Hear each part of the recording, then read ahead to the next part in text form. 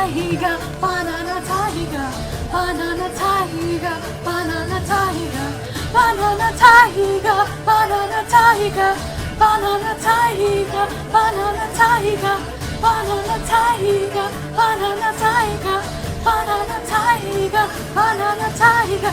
Oh. What's up, guys? Flaming Geek here. Welcome back to my channel, everyone, and Happy New Year. Happy 2020. Oh my gosh. I know it's been like 2 months since I last uploaded, and it's been a while. But guys, back in November, we reached a milestone on this channel. We reached 1,000 subscribers, which, holy cow. But you know what? 1,000 is a huge milestone on this channel, and I never thought I would reach it. And originally, I just created this channel to upload videos for my own sake, and I was really happy getting 5 views, 50 views, and now it's like I can get like 1,000 views, and that's a little crazy. So thank you very much for everyone for subscribing. I really do appreciate it. Thank you so much for your comments. And you know what? We need to celebrate this achievement with The Witcher 3 achievement music.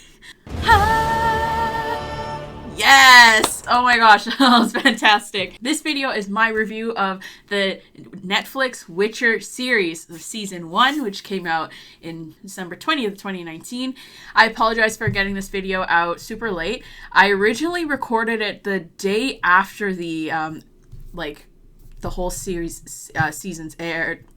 However, I had severe influenza. Like I was actually quarantined, and I was quarantined at home, not allowed to leave and all that stuff, and I had no voice. So it was a weird recording, which was basically me holding the mic like this and whispering into the mic. And for those of you who don't know, I hate ASMR. I cannot stand it. So when I watched it, I was like, no, it's not, I can't issue this. And as a result of my influenza, I've been recovering ever since. But the good thing is I was able to watch the season 3 times. The first time, just leisurely viewing it as a fan. Second time, looking at it more critically. And third time, I went and read each chapter from the books that corresponded per episode before I watch the episode, if that makes any sense. So my plan is to there'll be a spoiler review coming up soon, which will be a lot longer, and I'll go into more depth. And I also have planned reviews for each episode where I'll break them down and compare it to its book counterpart and see where the show excels or where it fails in comparison to its previous source materials. So guys, without further ado, let's get into this review. The Witcher is a fantasy adventure show based on the critically acclaimed books by Polish author Andrzej Sapkowski. The Witcher follows the story of its namesake, Geralt of Rivia. Geralt is a mutated human who's a professional monster slayer for hire. The Witcher is a unique fantasy world with compelling characters, political conflict, adventure, and brutal world events. I'm a huge fan of the books and games, and therefore I was incredibly excited when Netflix announced that they would be adapting these critically acclaimed books. However, once the initial casting was released and those terrible makeup tests and screen tests came through, I was nervous. I wasn't too keen on the diversity casting in a world which takes place in a medieval fantasy version of Europe. I wasn't especially on board with Yennefer's casting. I myself and millions of other diehard fans wanted the series to be adapted with love and care, just as CD Projekt Red's critically acclaimed games were. I was curious to see how the show would visualize the world, its characters, and monsters. Thereafter, I chose to reserve my judgment, which was a good call. After the first 2 trailers were released, I was excited again, and I'm happy to say that I thoroughly enjoyed Netflix's The Witcher Season 1. The Witcher is set in a world called The Continent, and it follows our protagonist, Geralt of Rivia, a Witcher. Witchers are humans who have undergone mutations. The mutations result in quick reflexes, the ability to cast magical signs, cat-like eyes, a prolonged lifespan, sterility, and a decrease or lack of human emotions. They can consume potions that would otherwise kill or severely maim a human. These mutations make them excellent monster slayers. Geralt travels across the continent slaying monsters for hire before retiring to Kaer Morhen, the Wolf School of Witcher's stronghold, for winter. He is sarcastic and blunt, and due to his nature, he can come across as, well, an asshole. Geralt sleeps around, drinks, and occasionally gets meddled in others' affairs. His adventures bring him into contact with some interesting characters like Yennefer of Vengerberg, a beautiful, stubborn, and talented sorceress with ambitions of power. Yen is desperately trying to find a cure to her infertility, which is a result of her transformation. Just like witchers, sorcerers are sterile. Ciri is the child of Surprise, the lion cub of Sintra, and the granddaughter of Queen Calanthe of Sintra. She is a source of an unknown power which she struggles to control and understand. She is forced to flee Sintra after it capitulates to the invading Nilfgaard. Ciri spends the season trying to find Geralt and fulfill her destiny. The first season of The Witcher is based on the first 2 books of the series titled The Last Wish and The Sword of Destiny. Both books are a collection of short stories that follow Geralt's many adventures across the continent. However, it is important to note that these short stories are told out of sequence, and it is up to book readers to figure out what order they take place in. Just like the books, the show decides to tell the stories through non-linear storytelling. For non-book readers, this can be frustrating for the first few episodes until you realize this. Character events or scenes can happen days, weeks, months, years, or even decades apart. Some characters span multiple timelines and can interact with each other to set up future events. The only way you know 2 character timelines are meeting is when both characters are sharing a scene together. The series follows 3 point of views through the main characters of Geralt, Yen, and Ciri. Ciri's is by far the easiest one to follow as it doesn't jump years or decades. Yen's and Geralt's are a little more difficult as they span multiple timelines. However, everything does come together for the last episode in the season. Now, let's talk about the characters. Starting with Geralt. Overall, I thoroughly enjoyed Henry Cavill's portrayal of Geralt. After the initial screen tests were revealed, those awful screen tests, I was extremely nervous, and also I've always had kind of issues with how he acts. I really didn't like him as Superman. I don't know, I felt he was very robotic. However, I do like him when he does period films and period pieces. So I wasn't sure how this was going to work out, and I wasn't sure how he was going to portray Geralt. And initially when I did voice these concerns online, a lot of people came and told me, like, hey, Henry's a huge fan of the series, and you know what? It really does show that he has played the games, he has played the books, because he took a lot of inspiration from the game counterpart, who was voiced by Doug Cockle. You hear that in Geralt's voice and some of the vocal mannerisms, and you know what? I think that was excellent, because how else are you supposed to, like, do Geralt's voice? If he came out and he was just talking in an English accent, I wouldn't have bought that. So I like this gravelly tone, and it works very well. I think he does look much better now compared to those initial tests. However, there were some moments in the show where his hair looked grayer than it did look like white. He's supposed to have milk white hair, and it looked like he had like ashen white hair in some instances. It was very weird, whereas Ciri had like blonde hair.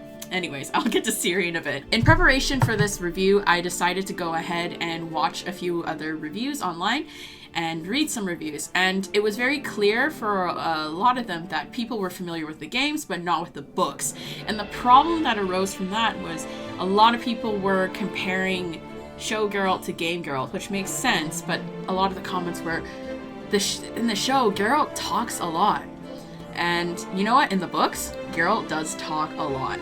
He talks a lot more than his game counterpart, and the reason for that is CD Projekt Red decided to make some artistic choices in cutting down Geralt's dialogue, but also that falls back onto the first Witcher game, where Geralt is essentially kind of a husk of a shell of a character. He's lost his memories, he's escaped from the hunt, and the first 2 games you are recovering those memories, and so basically as the games progress, Geralt learns more about himself and he's able to reflect more and interact more with other characters, if that makes any sense.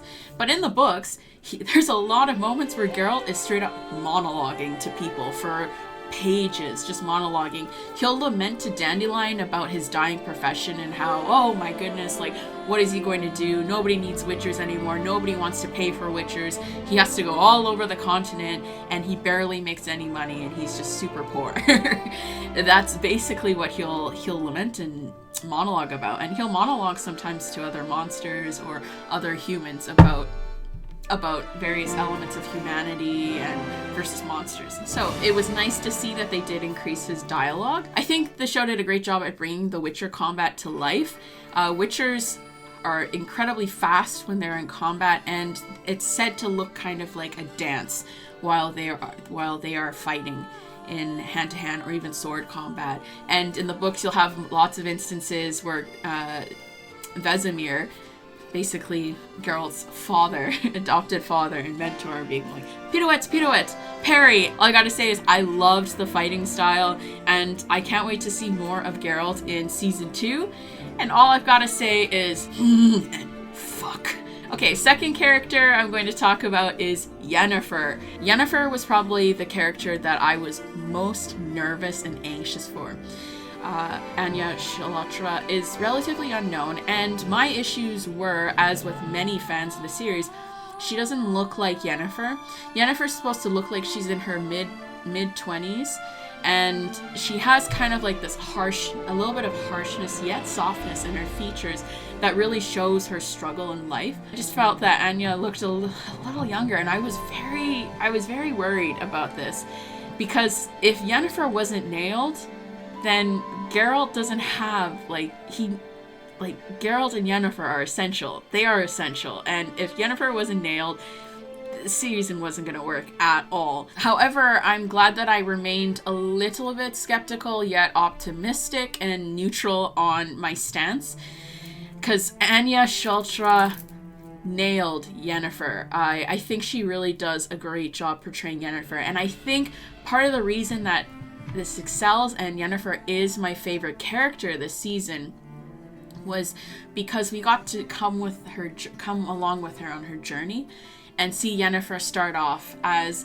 this weak, deformed, vulnerable, and terrified and suicidal individual, and move up along the chains and train and not have everything handed to her. She came from nothing and was given up. She was sold for 4 marks. It was great. I loved Hunchback Yennefer, and I loved seeing her transition from what she was before to become one of the most powerful sorceresses on the continent. Someone who strives for more power, who's terribly ambitious yet quick-witted and intelligent and bold, and I loved Yennefer, and I just fell in love with Hunchback Yennefer, and that's part of the reasons why the second episode is one of my favorites. Anya Chalotra was able to bring something so vulnerable and yet terrifying behind this character, and Yennefer is a heroine who earns her abilities. I think that's the most important thing. She earns her abilities. They are not handed to her, unlike some people. Right. I think that makes her a better character, and I can't wait to see her in the second season interacting with Ciri and training Ciri. That's going to be terribly exciting. Alright, next character we're going to talk about is Ciri, Princess Cirilla. I guess Freya Allan did a good job with what she had to work with. Of the 3 main cast members, Ciri was my least favorite character this season, which is very interesting. I love Ciri in the first 2 books, even though she only appears in 2 short stories. And even then, she has a very big impact, and she has this personality. I felt that Freya Allan's Ciri had no personality. We didn't really get to see her being rebellious. If you're going to go ahead and show us Ciri's journey throughout the entire first season, I wish they had taken time to show more of a rebellious Ciri. We only see literally 5 seconds of or a minute of that at the very first episode, and then after that it's just her running away the entire time and looking dazed and confused. And I know some people aren't gonna like that, but Ciri is a whippersnapper, to quote Vesemir. And even before she goes and trains with the Witchers of Kaer Morhen, Ciri has some personality. You know, she's quick-witted, she is incredibly snarky, and I was looking forward to that, and I didn't get that. So in the meantime, I'm looking forward to see how Ciri will develop from being this confused and vulnerable princess to a full-blown warrior and badass child of surprise and wannabe witcher, like in The Witcher 3.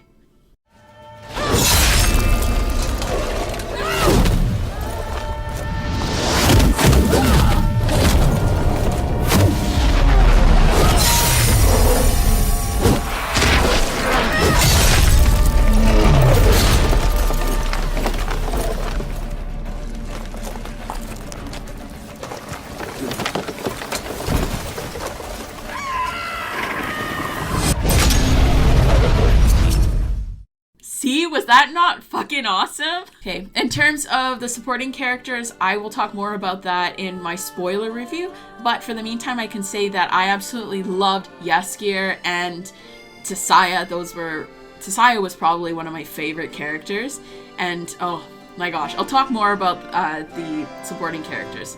In terms of the music, oh my gosh, the music was so well done. Remember, if you go back and watch my reaction videos to the first 2 trailers, I kept commenting, where is the Slavic music? And people were like, it's coming, it's gonna be there. The showrunners were saying it's gonna be there. Well, yes, it's there. The music is very good. I felt like the atmosphere was very well done with the music. And oh my gosh, some standouts would be The Last Rose of Sintra. Oh my gosh, that like plays in the first episode and the 7th episode, and it just gave me chills.